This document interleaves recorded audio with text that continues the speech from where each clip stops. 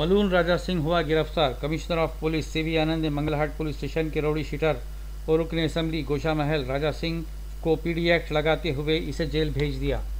राजा सिंह पर यह इल्ज़ाम है कि वो दो मजहब में अपनी नफरतंगेज़ तकारीर से फ़िरक़ावाराना माहौल पैदा कर रहा था।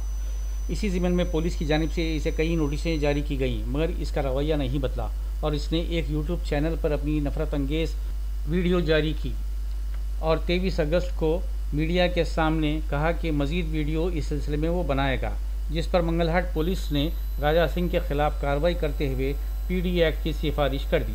शहर के और रियासत तेलंगाना के माहौल को ख़राब होने से बचाने के लिए कमिश्नर ऑफ पुलिस सीवी आनंद ने रियासत तेलंगाना और शहर के माहौल को ख़राब होने से बचाने के लिए इसके खिलाफ पीडी एक्ट लगाते हुए जेल भेज दिया।